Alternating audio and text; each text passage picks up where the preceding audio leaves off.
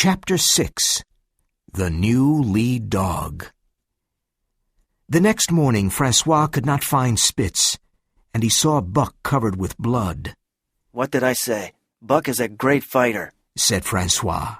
Perrault looked at the wounds on Buck's body and said, "That Spitz fought like a devil, and Buck fought like two devils." Francois said, "Now we can travel faster. No more Spitz, no more trouble."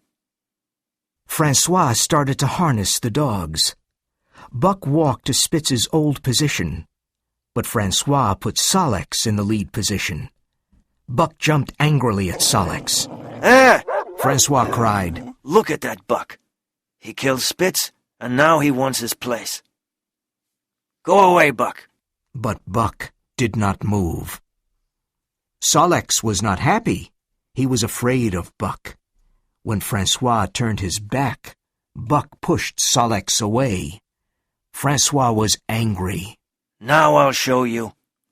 He went to get a heavy club. Buck remembered the man in the red sweater and moved away. "Come here, Buck," said Francois. Buck did not obey. He wanted to be the lead dog because he won the fight with Spitz. The two men tried to put on the harness, but he always moved away. "Come here, Buck," Perrault said, but Buck did not move. It was late. Francois put Solex in his old place. Perrault looked at his watch, and he was angry. "Put down the club, Francois." Francois put down the club, and Buck came to the front of the team. Francois put on the harness, and the sled started moving. Buck was an excellent lead dog. He moved and thought quickly. The other dogs worked harder with Buck. The team traveled faster and faster. "Buck is the best dog, the very best," Francois said. It was 45 degrees Fahrenheit below zero. Some days the dogs traveled 60 miles or more. After 14 days, they reached Skagway. The dog team was the center of attention. Then the two men received orders from the Canadian government. Francois put his arms around Buck and cried. Then the two men left, and Buck did not see them again. Another man took Buck and his team back to Dawson. The sled was very heavy because it carried mail for the gold miners. Buck did not like it, but he and the other dogs worked hard. It was not an interesting life. One day was like another. They started before it was light. At night, they camped, and this was the best part of the day. The dogs ate some fish and rested by the fire. Buck loved to rest by the fire. Sometimes he thought of Judge Miller's big house and his life there.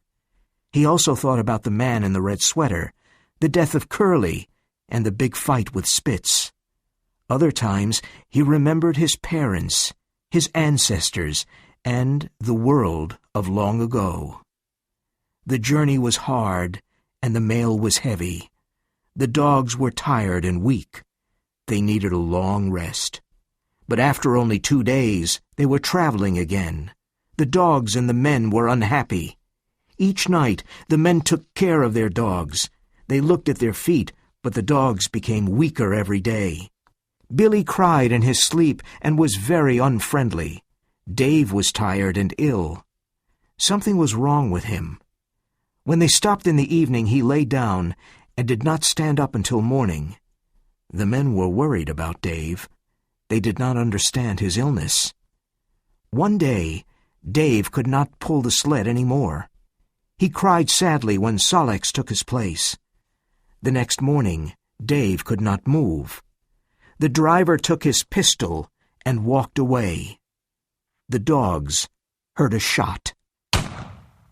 The man came back quickly, and the sled moved again.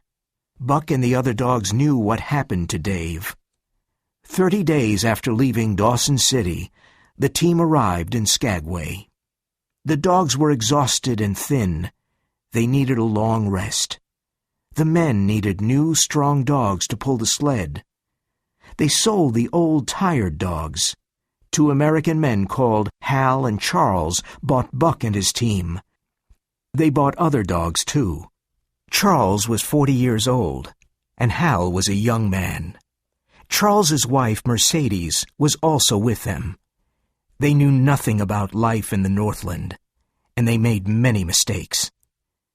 They put too many things on their sled and tried to start.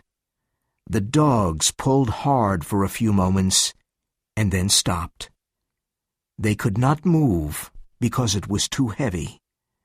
"These lazy animals!" cried Hal with a whip in his hand. "They're very weak," said a man. "They need a rest." "Nonsense! They're very lazy," said Hal. "Mush! He cried. Mush!" Hal whipped the dogs again and again. Another man said, "I don't care about you, but I care about the dogs. Break the ice around the sled, and then the dogs can pull." Hal broke the ice, and the sled moved forward. The unhappy team moved on. Day after day, Hal whipped the poor dogs. He gave them little food to eat. They were very tired and very hungry. They looked like skeletons. Dub hurt himself and was shot. Billy and some other dogs died. "Soon we will all die," Buck thought. Chapter 7. For the Love of a Man. Only 5 dogs reached John Thornton's camp: Joe, Pike, Sol-leks, Teek, and Buck. They fell on the ground and could not move. They were almost dead. It was nearly the end of winter, and it was a beautiful day. John Thornton was repairing an axe. "Is it safe to cross the river here?" asked Hal. "Oh, no, it's very dangerous. The ice is too thin," answered Thornton.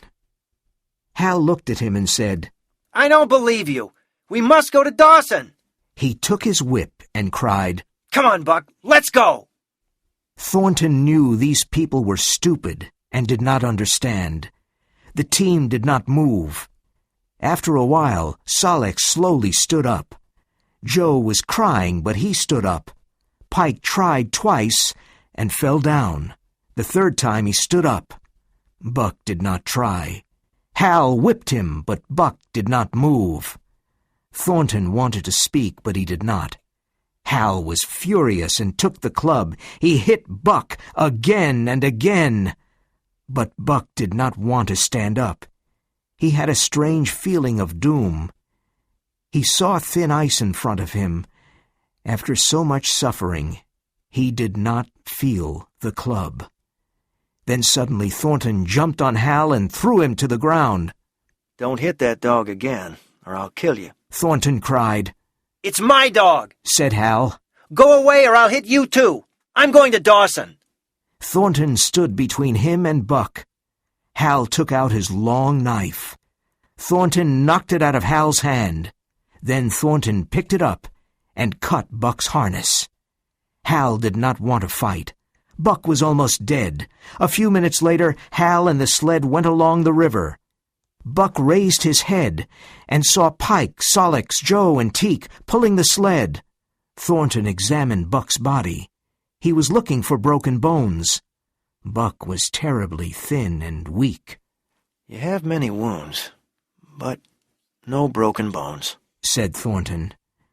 Both dog and man watched the sled. It was crossing the ice in the middle of the river. Suddenly the back of the sled went down, and the front went up.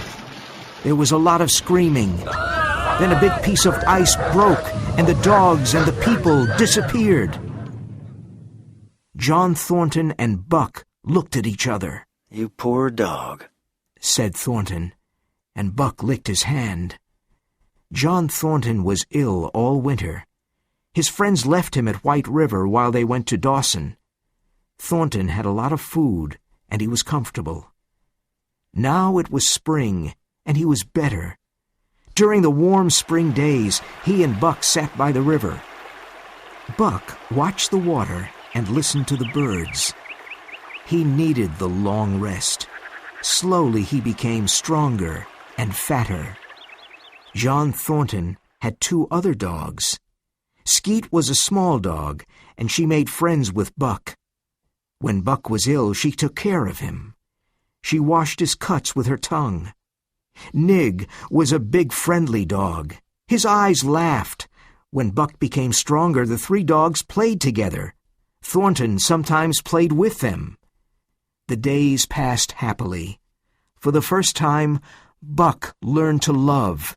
He and Judge Miller were very good friends, but Buck did not love him. John Thornton saved Buck's life, and he was the perfect master. He loved his dogs and took good care of them. The dogs were like his children. He always talked to Buck. He took Buck's head between his hands and shook it lovingly. He adored Thornton. When Thornton touched him or spoke to him, he was wild with happiness. He sat near Thornton and looked at his face for hours. At first, Buck followed Thornton everywhere. He did not want Thornton to leave like Francois and Perrault. Buck was very happy with Thornton, but he was a dog of the Northland. He dreamed of other animals and heard them calling him. It was the call of the wild. Sometimes Buck wanted to answer the call. He often went into the forest, but he always returned to Thornton. Buck was not interested in other men. When Thornton's friends Hans and Pete returned, Buck did not notice them. He knew they were Thornton's good friends, and so he accepted them. Hans and Pete saw that Buck loved only Thornton and no one else. He was always happy to obey Thornton. One day, they were in Circle City.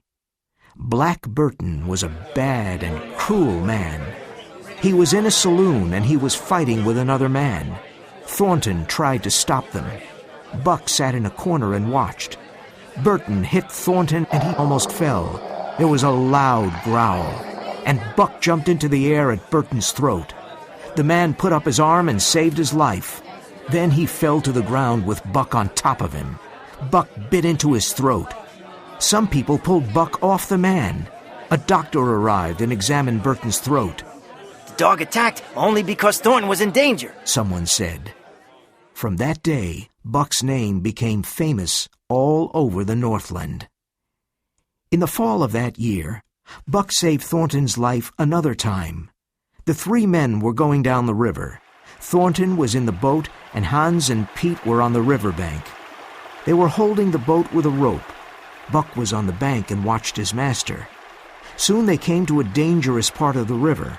The boat was going too fast because the current was strong. Hans pulled the rope to stop the boat, but it turned over. Thornton fell into the water. Buck jumped in immediately and swam to his master. Thornton took Buck's tail, and Buck swam bravely towards the riverbank, but they moved slowly because the river pushed them to the rocks. "We can't get to the riverbank because the current is too strong," said Thornton. He held on to a rock and let go of Buck's tail. Then he cried, "Go, Buck, go!" Buck obeyed and swam to the riverbank. Hans and Pete pulled him out of the river. "We must work fast to save Thornton. He's in great danger," said Pete. They tied a rope around Buck, and he jumped into the river again. The river carried him past Thornton, but he finally reached him. Thornton held on to Buck, and Hans and Pete pulled the rope very hard. Thornton and Buck disappeared under the water. When Hans and Pete pulled them out, they both seemed dead, but they slowly opened their eyes. Thornton examined Buck's body and found 3 broken bones. "We must camp here until Buck is better," said Thornton. Chapter 8. The Winner. At Dawson that winter, Buck did something that made him very famous in the Northland. Thornton, Hans, and Pete wanted to go to the east to look for gold, but they needed money. One day, they were at the El Dorado saloon. "My dog can pull a sled with 500 pounds on it," said one man. "Well, my dog can pull 600 pounds, said another man. "Really? Well, my dog can pull 700 pounds, said a third man called Matthewson. "That's nothing," said Thornton. "Buck can pull 1,000 pounds. Can he move the sled when it's frozen to the ice and then pull it 100 yards? asked Matthewson. "Yes, he can," said Thornton. "Well," said Matthewson, "I've got $1,000 here, and I say he can't." He took a bag of gold and put it on the table. Nobody spoke. Thornton thought, I know Buck is strong, but is he really so strong? The men at the saloon looked at him silently and waited. Thornton did not have $1,000, and his friends did not either.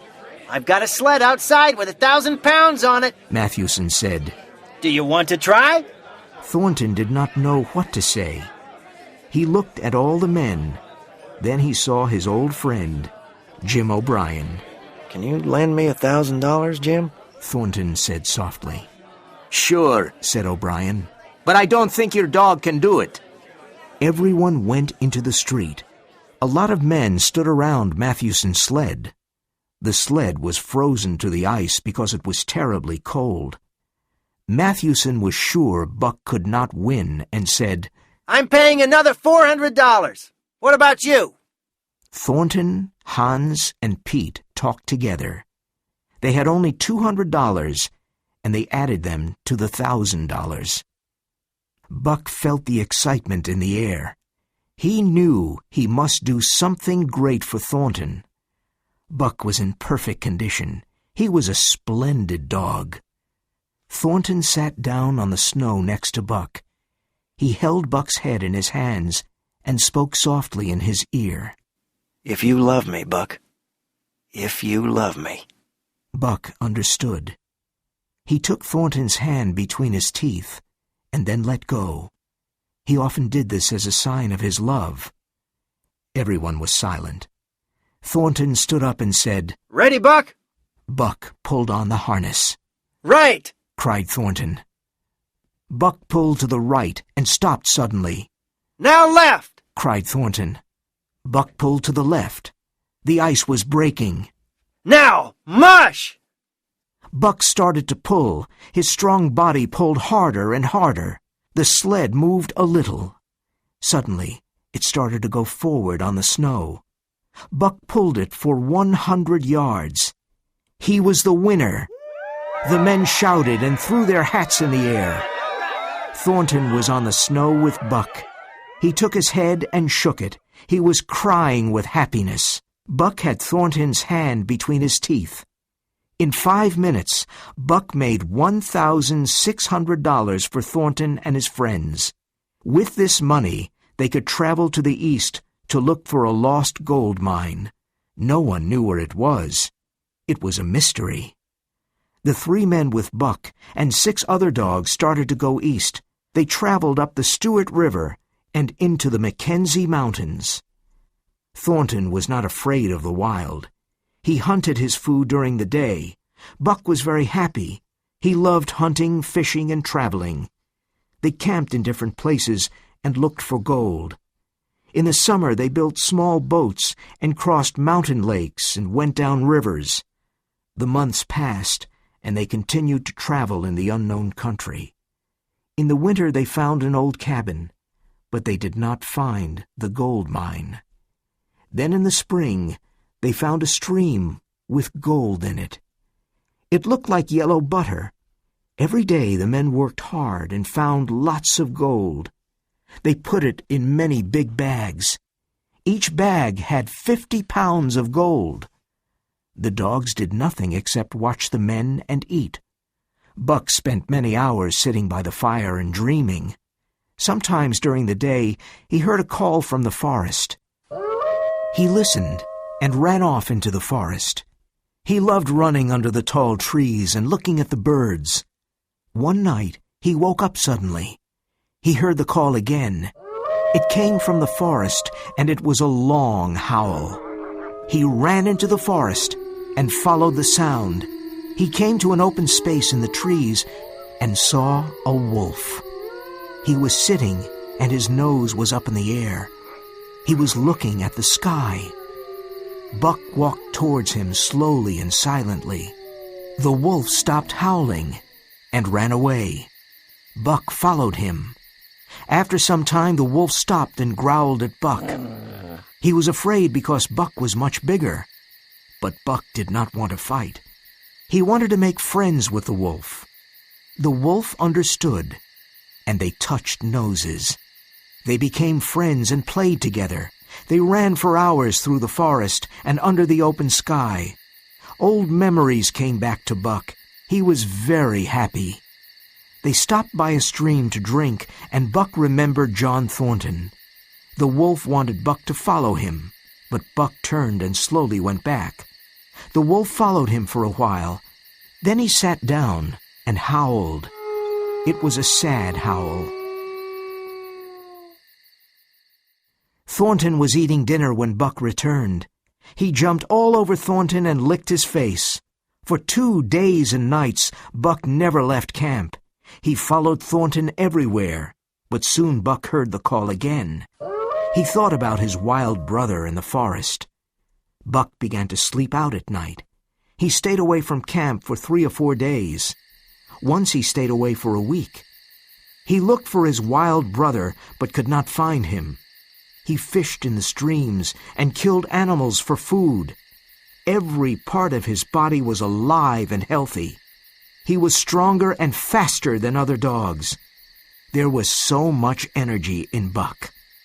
One day Buck was going to the forest, and Thornton said, "What a fantastic dog." Hans and Pete agreed. Chapter 9. The Call of the Wild. In the fall, many moose came to the valley because it was warmer. Buck wanted to hunt a big moose. The biggest moose was 6 feet tall and had enormous antlers. He was much bigger and stronger than Buck. When he saw Buck, he growled angrily. Buck followed the moose for many hours. He was clever and thought, I must separate him from his group. It was not easy. But by evening, the moose was away from his group. Buck started to attack him. Wild animals are patient. They do not hurry. They wait for the right moment, and then they attack. Buck knew how to wait. For 4 days, Buck attacked and jumped away. Then he danced in front of the big moose. He never left him alone. The moose could not eat, drink, sleep, or rest. He became very tired and very weak and stopped for long periods. So Buck ate, drank, and rested. At the end of the 4th day, Buck killed the big moose. For a day and a night, he stayed by the dead moose and ate and slept. When he was rested and strong, he decided to return to John Thornton. When Buck was 5 miles from camp, he smelled something strange, something terrible. He started running fast. The forest was silent. There were no birds and no small animals. Near some trees, he found the dead body of Nig. He had an arrow in his body. He found another sled dog with an arrow in his neck. Near the camp, Buck heard voices singing. Then he found Hans' body with arrows in his back. A wild, terrible anger grew in Buck. He could not control his anger. He saw the Yeehat Indians dancing at Thornton's camp, and he suddenly attacked them. He wanted to destroy them. Buck was faster than the wind. He jumped at the Indians with all his strength and anger. He cut the throat of 2 Indians with his sharp teeth. Nothing could stop him, and he killed many Yeehats. He was like a devil. The Indians escaped into the forest, but Buck followed them. When Buck returned to the camp, he found Pete's body. He followed Thornton's smell to a pool. Buck knew Thornton's body was in the pool. He stayed by the pool all day. He knew John Thornton was dead. Now, he was very sad and alone. When he looked at the dead Yeehats, he was proud of himself. That night there was a full moon. Buck heard the sounds of the forest. They became louder. It was the call of the wild, and he was ready to obey. John Thornton was dead. He was completely free. A wolf pack entered Buck's valley. He watched them silently. They were afraid because Buck was so big. Then one wolf jumped at Buck, and he attacked and broke the wolf's neck. 3 other wolves jumped at him, but he attacked them. Finally, all the wolf pack attacked Buck. He jumped at them with his great strength and intelligence. They could not stop him. After half an hour, the pack went away. They were very tired. One wolf was friendly and went close to Buck. Buck remembered him. It was his wild brother. They touched noses. Other wolves came to make friends. An old wolf sat down, looked at the moon, and howled. The others sat down and howled too. Buck did the same. Soon the wolves were all around Buck and smelled him. Then they ran into the forest, and Buck ran with them. His wild brother ran by his side. Perhaps this is the end of Buck's story. But after a few years, the Yehat Indians saw that some wolves had brown in their gray coats. They also saw a ghost dog at the front of the wolf pack. When the Yehats follow the moose, they do not enter a certain valley. In the summer, there is a visitor in that valley, a big, golden brown wolf. He is bigger than any other wolf. He goes to a yellow stream, stops there, and then howls. But he is not always alone. He is the leader of the wolf pack. He runs in the moonlight and sings the song of the pack.